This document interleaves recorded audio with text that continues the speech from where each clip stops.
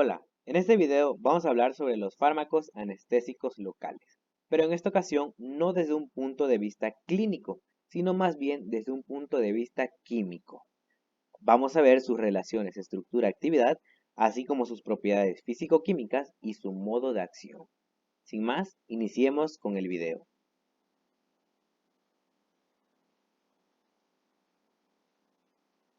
Tenemos que los fármacos anestésicos locales son compuestos que disminuyen la excitabilidad de las células como resultado del bloqueo de los canales de sodio dependientes de potencial. Y desde un punto de vista estructural, estos fármacos tienen su origen en el alcaloide cocaína, que aquí podemos ver esa estructura química de la cocaína. Y bueno, este es un derivado del tropano, relativamente sensible a la hidrólisis y uno de los principios activos de las hojas de coca, que es llamada eritroxilon coca. Que esta droga fue utilizada durante siglos por los indios sudamericanos. No obstante, los principales problemas asociados al uso de esta droga son los relacionados con sus efectos estimulantes centrales, como resultado de la acción inhibidora de la recaptación de noradrenalina ejercida por la cocaína. Y bueno, con el objetivo de paliar estos efectos adversos, se sintetizaron diversos análogos de la cocaína, resultantes de procesos de farmacomodulación disyuntiva con la finalidad de determinar el farmacóforo para la actividad anestésica local. Y bueno, al escuchar la palabra farmacóforo, nos estamos refiriendo a la parte de la molécula que produce los efectos fisiológicos específicos de un medicamento. A continuación vamos a ver el farmacóforo que llevó a la síntesis de los anestésicos locales.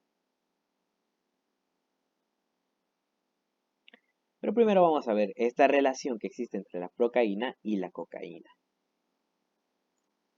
Y aquí pues tenemos de nuevo la estructura química de la cocaína. Y tenemos encerrada pues dos partes importantes de la molécula. Pero vamos a ver primero su hidrólisis. Y aunque el análisis de los productos de la hidrólisis de la cocaína orientó inicialmente los estudios hacia la síntesis de análogos de la ecgonina y del ácido benzoico, que son los productos de hidrólisis de la cocaína, como podemos ver, la cocaína se hidroliza de esta parte, de donde tenemos lo que sería el ácido benzoico, y esta parte de aquí arriba, donde tendríamos otro éster para dar lo que es el metanol, entonces se obtiene el producto de la ecgonina. También obtenemos lo que es el ácido benzoico y metanol, que son productos de la hidrólisis de la cocaína. Y bueno, el fragmento esencial o llamado farmacóforo de la acción anestésica local se encuentra en los aminoésteres benzoicos, que como vemos son estas dos partes que tenemos encerradas en la estructura de la cocaína, que aquí van a dar lugar a lo que son estos compuestos de aminoésteres benzoicos.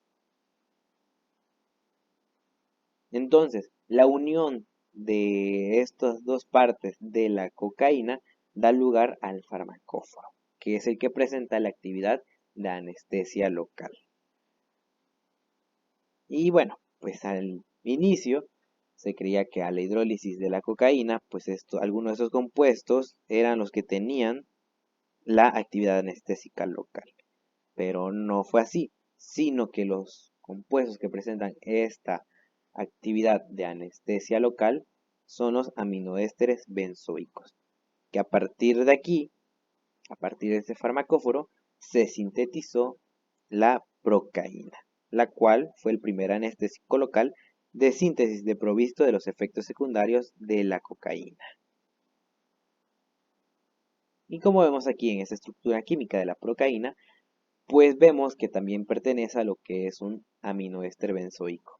Solo que en este caso, en nuestro farmacóforo, la amina está sustituida por grupos metilo y en la procaína la amina está sustituido por grupos etilo. Y también podemos ver que se ha añadido este grupo amino en posición para con respecto al grupo funcional éster.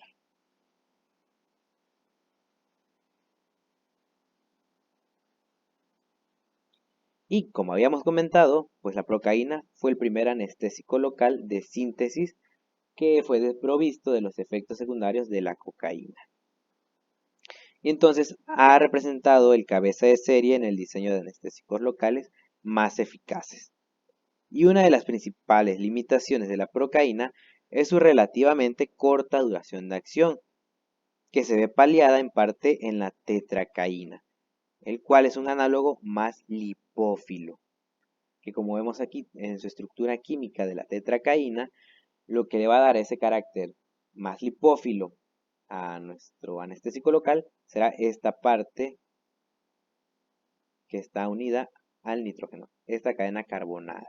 Como vemos, los sustituyentes de la amina en la tetracaína son grupos metilo y en la procaína teníamos lo que son los grupos etilo, pero lo que le va a dar ese carácter más lipófilo será esta cadena carbonada.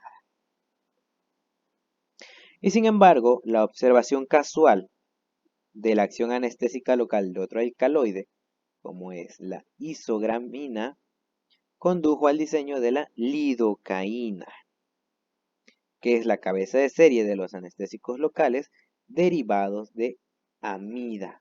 Aquí tenemos esa estructura química de la lidocaína.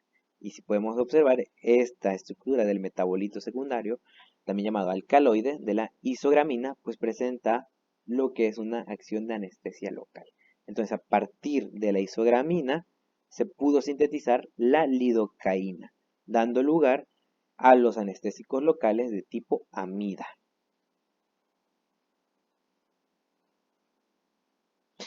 Y como era de esperarse, la lidocaína y sus análogos estructurales son compuestos con mayor resistencia a la hidrólisis que los correspondientes ésteres, lo que conduce a anestésicos de mayor duración de acción. Y bueno, como hemos visto ya en un video que tenemos publicado en el canal sobre el metabolismo de fármacos, pues los compuestos amidas son más resistentes a la hidrólisis que los compuestos ésteres. Entonces, estos anestésicos locales que presenten el grupo amida serán más resistentes a la hidrólisis que los anestésicos locales que presenten el grupo éster.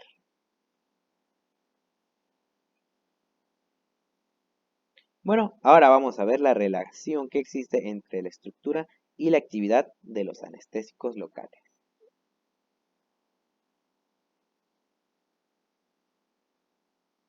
Y bueno, estos requerimientos estructurales para la acción anestésica local no son demasiado estrictos. Como hemos visto, desde el descubrimiento de la cocaína, se han sintetizado cientos de compuestos capaces de reproducir en mayor o en menor grado dicha acción. Y de las diversas familias estructurales de dar lugar a acción anestésica local, los aminoésteres, que son análogos de la procaína, y las aminoamidas, que son los análogos de la lidocaína, son las más representativas. Y de forma general, la estructura de los anestésicos locales puede desglosarse en 4 zonas bien diferenciadas. Y aquí tenemos un esquema que aquí vamos a explicar esas 4 zonas de los anestésicos locales.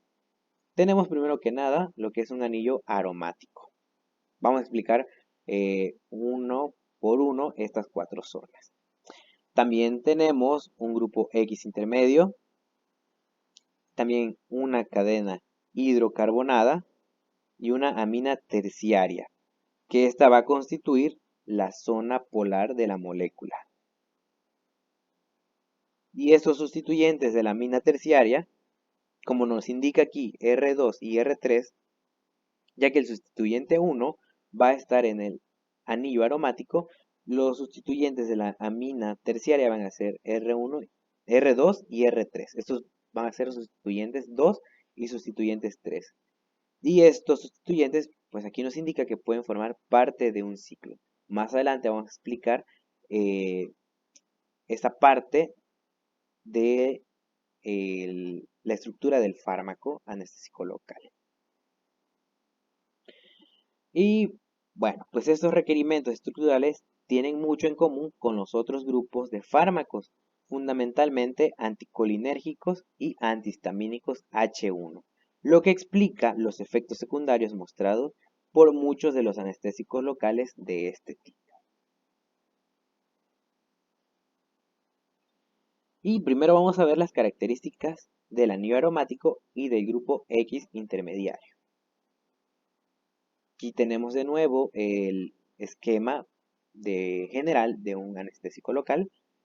Entonces nosotros vamos a ver primero esta parte, lo que es el anillo aromático y su grupo X intermediario.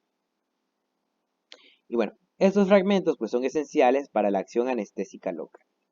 Y en la mayoría de los anestésicos locales, el anillo aromático consiste en un grupo fenilo sustituido con grupos dadores de electrones, ya sea en posiciones orto y o para.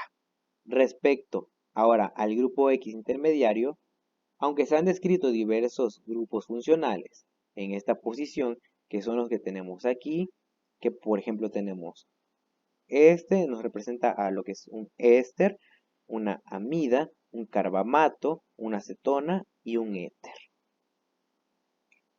Bueno, pues se han descrito varios grupos funcionales en esta posición, pero lo más interesante son los ésteres y las amidas. Y pues no obstante, también se conocen anestésicos locales que contengan en su grupo funcional del grupo X intermediario carbamatos, cetonas y éteres.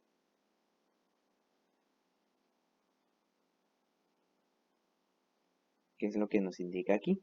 Que estos pues son los grupos funcionales más interesantes. Y pues son las dos familias más representativas de los anestésicos locales, los ésteres y las amidas. Ahora, en la serie de los ésteres, que son los análogos de la procaína, es esencial la presencia de grupos dadores de electrones por efecto resonante sobre el anillo aromático. Como podemos ver en este ejemplo, tenemos un grupo dador de electrones que sería una amina y vamos a ver esa deslocalización para dar a la forma resonante dentro del anillo aromático. Vemos que el nitrógeno localiza sus electrones hacia este carbono y luego en el anillo ocurre también una deslocalización de electrones. Estos electrones se van para este lado y estos electrones se deslocalizan hacia el carbono del grupo carbonilo.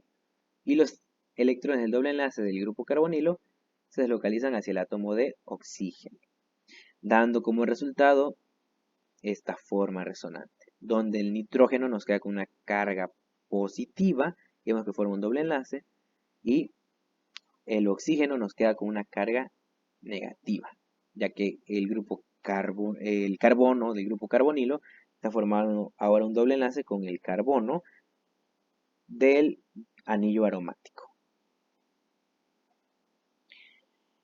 Y bueno, análogamente, en la serie de las amidas, que son los análogos de la lidocaína, podemos esperar también la participación de dos formas resonantes. En este caso, sin la intervención de los sustituyentes del anillo aromático, como tenemos en este ejemplo. En este caso, nuestro grupo funcional del grupo intermediario X es una amida.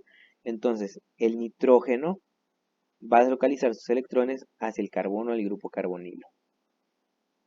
Y los electrones del doble enlace del grupo carbonilo se deslocalizan hacia el átomo de oxígeno para dar la siguiente estructura resonante. Vemos aquí que el nitrógeno ahora tiene una carga positiva y formando un doble enlace y el oxígeno se ha quedado con una carga negativa. Y vemos que en el anillo aromático pues no se da esa deslocalización de los electrones. Y aunque ninguna de las formas resonantes representa por sí sola la estructura real de estos compuestos, todo parece indicar que cuanto mayor sea el carácter suiteriónico de la estructura, mayor será la afinidad del compuesto sobre el receptor.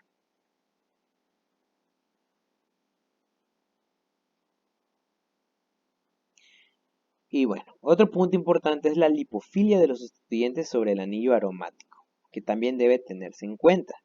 de acuerdo con el mecanismo de acción aceptado para estos compuestos, que vamos a explicar más adelante, la actividad anestésica local está directamente relacionada con la lipofilia global de la molécula. Otro aspecto muy importante de los sustituyentes sobre el anillo aromático lo vamos a encontrar en la serie de las aminoamidas. En este caso van a ser los grupos orto-ortodimetilo, que son esenciales para la protección del grupo amida frente a la hidrólisis metabólica. Y este ejemplo lo podemos ver en la tocainida, que tenemos aquí su estructura química, y aquí tenemos estos grupos metilo en posición orto, que respecta al grupo amida. Entonces, estos dos metilos, entonces van a proteger a nuestro grupo amida frente a la hidrólisis metabólica. Y vamos a obtener pues anestésicos locales con una mayor duración de acción. Entonces ya vemos que estos sustituyentes en el grupo aromático pues son muy importantes en lo que respecta a la hidrólisis metabólica.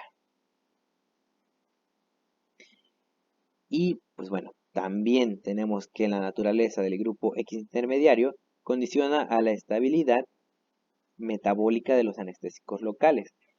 Entonces, pues las amidas, por su mayor resistencia a la hidrólisis respecto a los ésteres, van a conducir a compuestos de mayor duración de acción.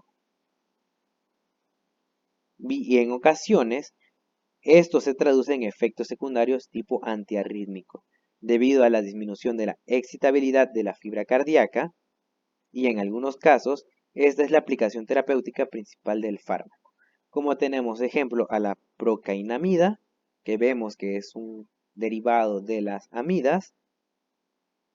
También tenemos a la tocainida y a la encainida, que estos tres fármacos anestésicos locales pues vienen de la serie de las amidas. Entonces estos fármacos van a presentar una mayor duración de acción, ya que el grupo amida tiene una mayor resistencia a la hidrólisis que los ésteres. Y asimismo, pues otros fármacos de esta familia, como la lidocaína, pueden utilizarse terapéuticamente como anestésicos locales y como antiarrítmicos.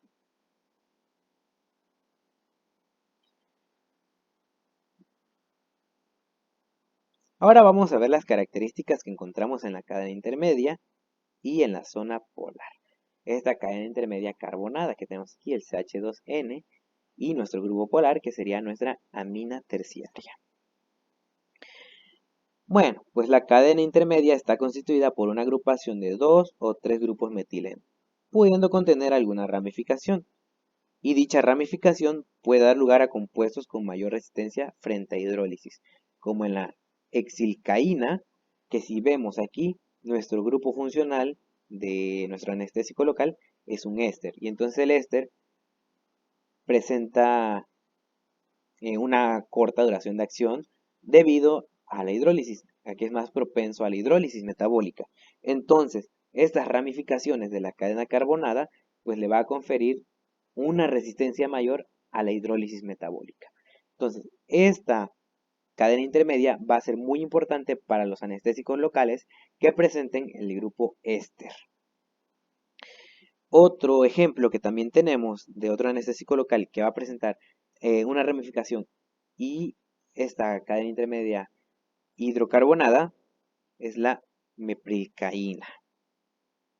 Como vemos aquí, tenemos ahora dos grupos metilo como ramificaciones.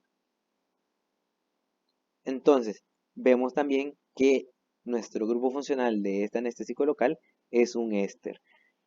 Ahora nos podemos dar una idea que estas ramificaciones van a ayudar a los anestésicos locales que tengan el grupo funcional éster a tener una mayor duración de acción.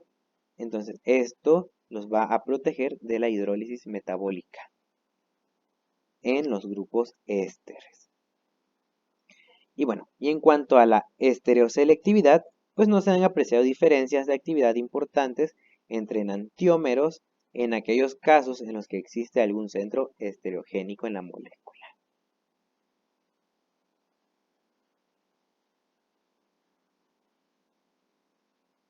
Ahora, con lo que respecta a la zona polar, la mayoría de los anestésicos locales presentan una amina terciaria sustituida con grupos lipófilos y voluminosos. Y estos pueden formar parte de un sistema heterocíclico, que como aquí nos indica, estos dos sustituyentes, el R2 y el R3, pueden formar parte de un ciclo. En este caso va a ser un heterociclo, ya que el ciclo ya no será solo de carbono, sino vamos a tener al átomo de nitrógeno formando parte de ese ciclo. Así que vamos a tener un heterociclo, como lo es la piperidina, y tenemos un ejemplo de un fármaco anestésico local en la ciclometicaína, en donde nuestra zona polar es el anillo heterocíclico piperidina. Y también vamos a encontrar a la pirrolidina, otro heterociclo, en este caso de 5 miembros, que tenemos el ejemplo en el fármaco de la pirrocaína. Y también vamos a encontrar a la morfolina, en este caso en el anestésico local pramoxina. Y si nos damos cuenta, pues aquí tenemos un compuesto que tiene grupo funcional éster, y tenemos un grupo funcional amida, y como habíamos visto aquí, no solo pueden ser ésteres y amidas, también tenemos a carbamatos, acetonas y éteres. En este caso, en la pramoxina, nuestro grupo X intermediario es un grupo éter. Y nuestra zona polar, pues es el anillo heterocíclico de la morfolina. Entonces, como podemos ver, nuestra amina terciaria pues puede tener dos sustituyentes y estos dos sustituyentes pues pueden estar formando parte de un ciclo.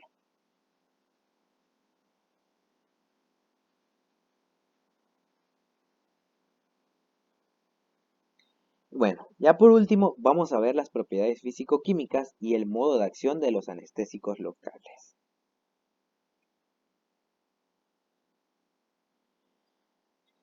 Y bueno, antes que nada, pues tenemos a los canales de sodio. Aquí tenemos un pequeño esquema de lo que son esos canales de sodio. Que estos pues están constituidos por glicoproteínas de membrana que regulan la permeabilidad de esta frente al catión sodio. Y el modo de acción más ampliamente aceptado para los anestésicos locales implica su unión con una zona del canal iónico próxima al filtro. Esto quiere decir que aquí tenemos este filtro selectivo y entonces nuestro receptor del anestésico local pues va a estar próximo a ese filtro. Entonces el receptor del anestésico local se va a ubicar en este lado del canal. Y bueno, pues tenemos que en 1984 Hay y colaboradores propusieron una teoría unificada como objeto de explicar la actividad de los anestésicos locales. Y como vemos aquí tenemos tres vías de acceso, vía A, vía B y vía C. Todas nos llevan a lo que es el receptor del anestésico local. Entonces vamos a explicar cada una de esas vías. Y bueno, primero tenemos que en el caso de compuestos no ionizables, como lo es la benzocaína, sería posible alcanzar directamente el receptor de la propia membrana lipídica si la lipofilia de la molécula es adecuada. Esto quiere decir que si nuestro compuesto, nuestro fármaco anestésico local, presenta una lipofilia adecuada, que sería la vía A, pues puede penetrar la membrana y directamente unirse al receptor. ¿Sí? Pues no se va a poder ionizar. Ahora, en los compuestos ionizables, como lo son las aminas terciarias, que aquí ya vamos a tener, pues B, pues sería nuestro fármaco, más protones, entonces vamos a tener ya nuestro fármaco ionizado con una carga positiva. Entonces, estos compuestos que mayormente son las aminas terciarias, se cree que la especie activa es la forma ionizada y esta se uniría sobre la zona receptora próxima al filtro selectivo de iones de sodio. Entonces, las dos vías que nos quedan serían la vía B y la vía C. La forma de nuestro anestésico local que se va a unir al receptor es la forma ionizada. Ahora, y dichos compuestos pues pueden llegar al receptor directamente desde el exterior de la membrana, que tenemos nuestra vía B, o sea, nuestro fármaco anestésico local se ioniza en el exterior de la membrana y ahora sí directamente puede unirse a su receptor del anestésico local. O bien desde el interior, que es la vía C, que nuestro fármaco, el anestésico local, va a penetrar la membrana y ya en el interior de la membrana vamos a tener también protones, entonces se va a protonar, ya va a estar ionizado nuestro anestésico local y ahora sí, dentro de la membrana se va a poder unir a su receptor, que sería la vía de acceso C, esta vía C. Recapitulando, los fármacos no ionizables entonces van a poder penetrar la membrana, pero la característica que debe tener el fármaco es una lipofilia adecuada para poder atravesar la membrana y unirse directamente al receptor. Esta sería la vía de acceso A. Luego, los compuestos ionizables pueden unirse por la vía B, que sería en el exterior de la membrana. Aquí se protonaría y esta sería la forma ionizada, que sería la forma ionizada la que le dé la actividad de anestesia local. Entonces puede unirse por el exterior hacia el receptor del anestésico local. Sería nuestra vía B. Y la vía C sería que nuestro fármaco, primero no ionizado, penetre la membrana y en el interior de la membrana se ionice, se protone. Entonces ya tendríamos a nuestro fármaco protonado. Y ahora sí se podría unir a su receptor desde el interior de la membrana. Entonces esta sería la vía C. Y ahora, pues en estos casos, el grado de ionización, que lo podemos calcular a partir de la ecuación de Henderson-Hasselbalch, es el determinante de la vía de acceso más favorable. ¿Sí? Que es lo que nos va a decir cuál vía de acceso será la más favorable para nuestro fármaco. Y bueno, pues aquí tenemos ahora un esquema, pero con colores. Ya tenemos dibujado lo que es un canal de sodio y nuestra membrana lipídica. Y pues también tenemos las tres vías de acceso de nuestro fármaco anestésico local. Recapitulando, pues tendríamos la vía de acceso A si nuestro fármaco es no ionizable y que tenga una lipofilia adecuada, penetra la membrana, tenemos aquí el fármaco sin carga y se une directamente al receptor. La vía de acceso B sería que nuestro fármaco se ionice, aquí tenemos el fármaco con una carga positiva, o sea que ya está ionizado, y entonces se puede unir desde el exterior de la membrana hacia el receptor. Y la vía de acceso C sería que nuestro fármaco no ionizado penetre la membrana hacia el interior y aquí se va a protonar, se va a ionizar. Entonces nuestro fármaco ionizado, que es el que tiene la actividad de anestesia local, se puede unir al receptor del canal de sodio. Y bueno, pues esas serían las tres vías de acceso. En este esquema, pues ya más a color. Y pues se puede entender un poquito más. Y bueno, pues después de todo lo que hemos visto acerca de los fármacos anestésicos locales, podemos concluir que la actividad de estos va a depender de un balance adecuado entre la lipofilia de la molécula y su grado de ionización, para que se pueda unir a su receptor, y siendo ambas propiedades físico-químicas determinantes de la importancia relativa de cada uno de los mecanismos de acción indicados. Ya hemos visto que si no es ionizable, debe de poseer una lipofilia adecuada. ¿Para qué? Para atravesar la membrana y unirse directamente. Ahora, si es ionizable, entonces vamos a tener dos vías de acceso. La desde el exterior, donde se va a ionizar nuestro fármaco, y desde el interior, donde se va a penetrar la membrana lipídica y en el interior se va a protonar, ya que la forma protonada de ese anestésico local es el que presenta la actividad anestésica. Y bueno, llegamos al final del video. Espero les haya sido muy útil. Muchas gracias por ver el video. Recuerden darle like, suscribirse al canal, compartir el video con sus amigos para poder ayudar a más personas. Y recuerden que este video es totalmente educativo. Aquí no se promueve la automedicación. Y siempre recuerden acudir primero a su médico. Nos vemos la próxima.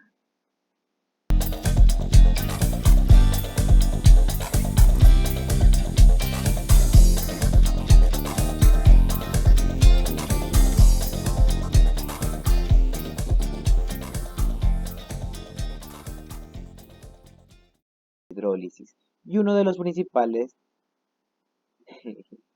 y uno de los principios activos.